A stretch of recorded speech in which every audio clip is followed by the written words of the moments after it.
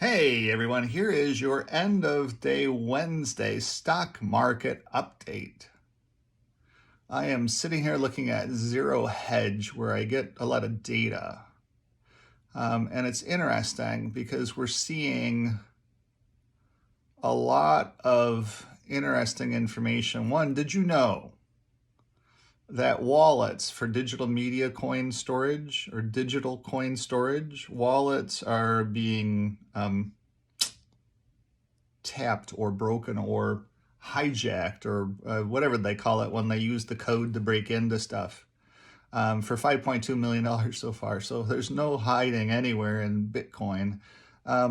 The What was interesting here was that there's a story about explosion in retail buying as the source of the latest market melt up. So finally, we're getting some data points on what's going on with this market. Why is it doing what it's doing? Why is it soaring when there's absolutely no data set to be able to get it to soar?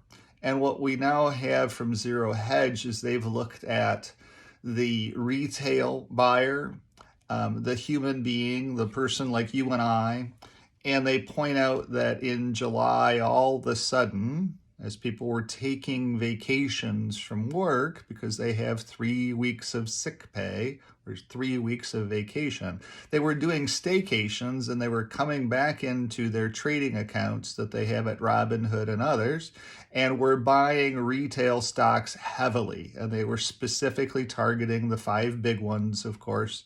That everybody always goes and buys, the ones that are so heavily weighted in the indexes as well too.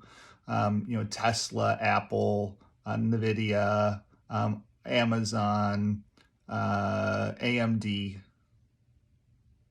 among others. Amazon, I was trying to buy it at 100. Unfortunately, it just never got there. Got to 101. Now it's 132. But anyways, that's what Zero Hedge has pointed out. They've looked at all the data sets finally. We're able to crunch all of that data through a supercomputer and have found that it's the retail buyer that's in there buying. The problem with that, as you know, is retail buyers typically get into the market at the wrong time. They typically get in at the top. And this market is definitely overbought, strongly overbought. There's absolutely no data sets in the spreadsheet that show the market being here. So that is an overbought market by at least 1,000 points. It's frothy. It's kind of like what the Windsor real estate market did in March. It just got to a point where it was frothy. It got to a point where it was absolutely nothing that could support those price points. And so the same thing is happening right now in the U.S. stock market. Retail investors have come in and with a drove. I did go in today. I have to admit I did take a little bit of a loss today just to recapture some money. I follow the spreadsheet very, very cautiously and very carefully. And I'm getting better and better and better at trusting it emotionally. And yesterday, Occidental Petroleum broke down in the spreadsheet. Also yesterday, the XLE index broke down in the spreadsheet. And so today at the open, I was in there selling my Occidental shares, the other shares that are not part of my covered call position. I always want to carry some Oxy. When Oxy breaks higher, when oil breaks higher, because there's huge demand for oil, when oil breaks higher, Oxy leads the way, and I want to stay with those 100 shares that I currently own.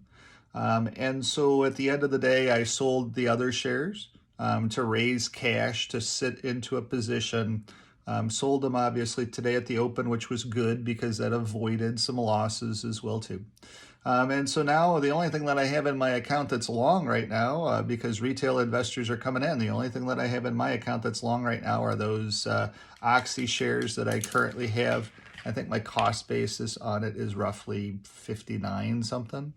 And I'm probably going to be carrying them for a while. I know that luckily my call option will expire worthless on Friday, so I'll be able to keep that 2.2% that I ended up making. And so far, it's kind of a wash because my average selling price or average buying price on Oxy is about about 59 now. It goes down every time I sell a covered call option, and it doesn't get executed. So that's good. It's all good all the way around. I like owning Oxy at 59 and change. Owning an oil company without any major debt on its books seems like it's a kind of a good place to be, actually, in my portfolio. And that's the only thing that I have in my portfolio right now. I'll be looking for other trades in the spreadsheet. I'm not going to go chase after anything. Everything is going to have to be justified. But that's your midday market update for Wednesday.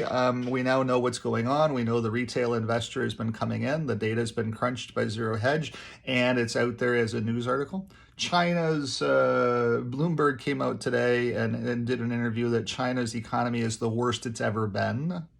And it is crashing. The second largest economy on the globe is crashing. Of course, Joe Biden is now under all kinds of pressure to go and remove all of the tariffs that Donald Trump put on China, our arch enemy. And so, Joe, of course, will find a way to be able to get some money from Hunter. So that he can go ahead and release the China tariffs. To help China to rebuild itself, since it's such a wonderful place and the Communist Party is such a wonderful party, then I'm sure Joe will be looking at ways to be able to remove those tariffs and do some wonderful things going forward. But that's your midday market update or your Wednesday market update. We'll see what happens. It was definitely a strong Wednesday. Every Wednesday's been a strong Wednesday, so there's nothing about Wednesday reversions, and there's no data sets that I have in my spreadsheet that support this market in any way, shape, or form. So just enjoy the ride, and for me, I'm going to just sit back and kind of relax. I'm going to go on vacation a little bit later on, focus on the real estate business as well, too. Just did an interview with CTV News today about the real estate market here in the city of Windsor as well. That's kind of what my midday update is going to be for today. So thanks so much for watching. Bye-bye.